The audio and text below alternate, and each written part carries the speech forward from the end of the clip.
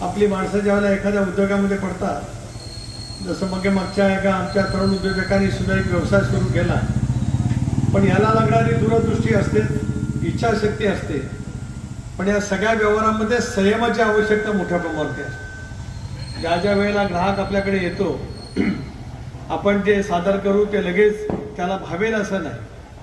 त्याच्या मनातल्या शंका कुशंका दूर करता करता अनेक वेळेला आपण थोडंसं त्रासलेलं होऊ शकतो, पण शांतपणाने संयमाने ग्राहकाला आपण जर का योग्य रीतीने त्याला आपण नेमकं काय करतो आणि आपण केलेल्या कामामध्ये, आपल्या व्यवहारामध्ये, आपल्या बांधकामामध्ये सचोटी किती आहे हे एकदा आपण दाखवण्यामध्ये, विश्वास संपादन करण्यामध्ये यशस्वी झालो तर मग तुम्हाला कोणी पाठीमागे चालू शकत नाही। तुमचं हे काम उत्तरोत्तर प्रगतीपथावरती जाईल, हे मला आज या छोटेखानी कार्यक्रमाच्या निमित्ताने ठिकाणी सांगायचं।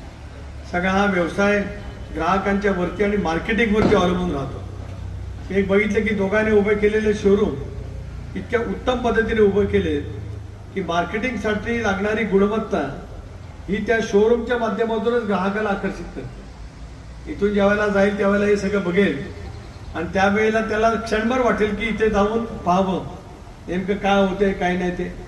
आणि गावातून ज्यावेळेला मध्य रस्त्याने पलीकडे ज्यावेळेला जातील त्यावेळेला सुद्धा अष्टविनायकाच्या दर्शनासाठी जातील, किंवा इथून रवाजाकडे जाणारा मोठ्या प्रमाणाचा प्रवासी वर्ग आहे त्यावेळेला सुद्धा संदेश तुम्ही जे काय त्या ठिकाणी उभा केलेला आहे तिकडे एकदा नजर गेली का ग्राहक आपोआप त्या ठिकाणी।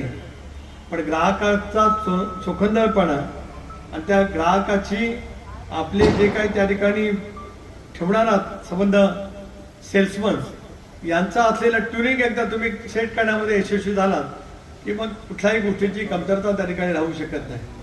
मधल्या कालावधीमध्ये आपल्या महायुतीच्या सरकारने, त्याच्यामध्ये अजितदादांचाही पुढाकार होता, अष्टविनायकाचा एक फार मोठा आराखडा आज आपल्या महाराष्ट्राच्या सरकारने मंजूर केला आहे। त्याच्यातून वर्षानुवर्षाची पुरातन पद्धतीचं बल्लाळेश्वरचं स्थान पुन्हा कशा पद्धतीने गणेश भक्तासाठी होईल याचा एक उत्तम आराखडा राज्य सरकारने मंजूर केला आहे। नगराध्यक्ष, उपनगराध्यक्ष आपण सगळेजण मिळून त्याचा आराखडा बघू, आपल्या तिथल्या विश्वासाने सोबत घेऊ, काही शहरातील जाणकार नागरिक